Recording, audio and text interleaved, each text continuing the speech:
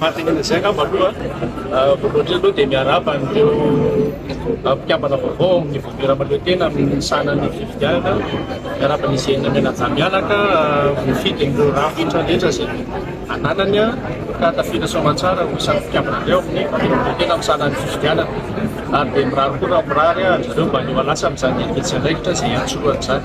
Io moa dia araka ny voalazan'ny amanalala manakely hoe mialohan'ny andraisana asa dia tsy maintsy manao fianianana ety anivon'ny Cour suprême ka dia notosa soamantsara izany androany ka dia izay ny relina soazy ireo mba vita be amin'ny tany sy firenena dia satria fanatsika loatra fa manaditsy andraikitra mavetratra zareo eo amin'ny fikarakarana izay ataontsika hoe fifidianana izay izay ataontsika hoe naorinan'ny concertation nationale. Ny fahatanena mipetraka teo dia mahakasika ny fizotran'ny assise régionale sy assise nationale izay karakaraina nataon'ny antokonasany administrateur civil teny amin'ny Anamandrobe. Ny zavatra tapaka atao moa izany dia tsy ny hevitry tokana fa ny hevitry ny maro izay ireo ny hevitry maro mahatakadavitra. Dia rehefa nikondro zany ny praintokonasa dia nanapaka mahakasika ny mety ho rafitry ny fanjakana hoe hiditra amin'ny état fédéral vetsika sa hijanona état unitaire dia nanapa-kevitra zany ny rehetra. Marina fa misy ny lesoka mahakasika ny état unitaire satria tsy nety tanteraka mihitsy ary tsy nety tafapetraka mihitsy ny resaka décentralisation. Natao izy hoe effective tsy nety effective, natao hoe émergente tsy nety émergente. So antsika milaza indray hoe atao décentralisation très poussée dia anisan'ny nidro kely mba tsy lazana nidro be mihitsy zany tsy fanatanterahana ny fifidianana izay tokony atao amin'ireny volom-bokaparitra tsy jara-pahefana ireny. Dia anisan'ny hevitra niposaka atao hoe manahoana ny mahakasika ny état fédéral. Raha hitra amin'ny resaka état fédéral antsika dia zany misy état fédéré, zany hoe misy firenena maromaro zany eto Madagasikara. Itsika nefa dia fon'Andriamanitra nosy, fon'Andriamanitra nitokana ka atahorana ny sian'ny fivakivakisana ka mba hitandrovana izay resaka firaisam-pirenena izay dia nanapa-kevitra zany ny antokonasa hoe alao ihany tsika mijanona amin'ny état unitaire fa le décentralisation tena atao mafy be. Dikan'izay zany dia tena omena tokoa le resaka hoe fahaleovantena ara-pitantanandrara sy ara-pitantanam-bola ny volom-bokaparitra tsy jara-pahefana.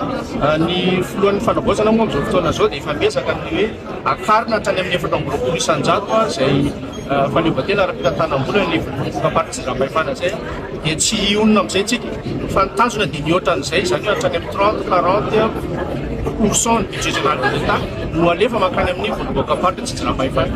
Nanapa-kevitra ihany koa ny praintokonasa fa ny tanjona dia hoe fanjakana manakaiky vahoaka. Dikan'izay zany lavitra be raha ohatra ka misy ny faritany fa esorina ny faritany satria efa tsy niasa raha teo dia mijanona deux niveaux zany ny collectivité territoriale décentralisée eto Madagasikara izany hoe faritra sy commune.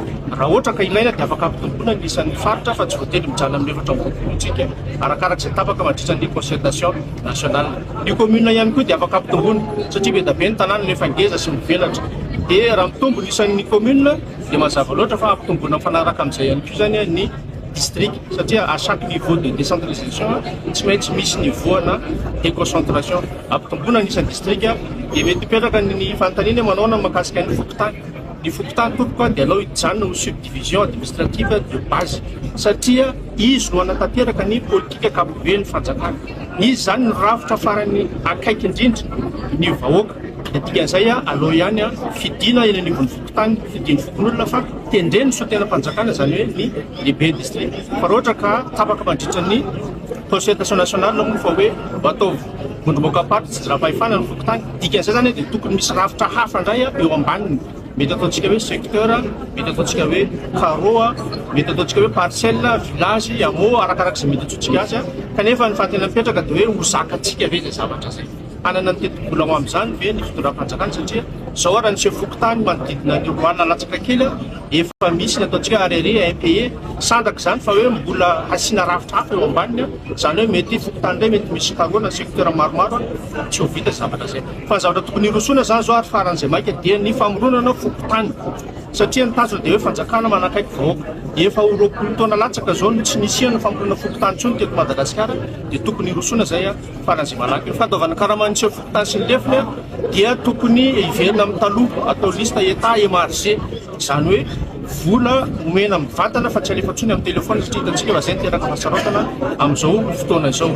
Atao mafy be fandrisan-dalana amin'izay ny contrôle, izany hoe chef district midiny fotony miaraka amin'ny lehiben'ny boriboritany mandony karaman'ny chef boriboritany rasana tsy vavana dilena ka misy fanodikodiana-bola dia tokony andraikitra mivantana amin'izany izy ireo ary azo sasiana araka lalàna manankelaka amin'ny tany ny teraka resabe ihany koa ny mahakasika ny tambana anankiray ao anatin'ny voera mahaleo tena misana ny fifidianana tia.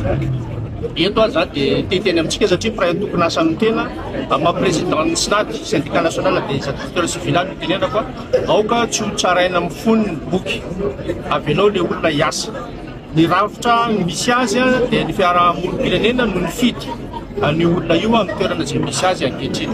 Matoa izy ny fidiana dia manana ny hasiny, manana ny mari-pahaizana, manana ny fahaiza-manao amin'izany andraikitra izay nakiny ny mpiray rafitra aminazy izany. Dia alao aloha hiasa ilay olona fa aza mbola tonga dia enjehana raha mbola tsy niasa koa fotsy be.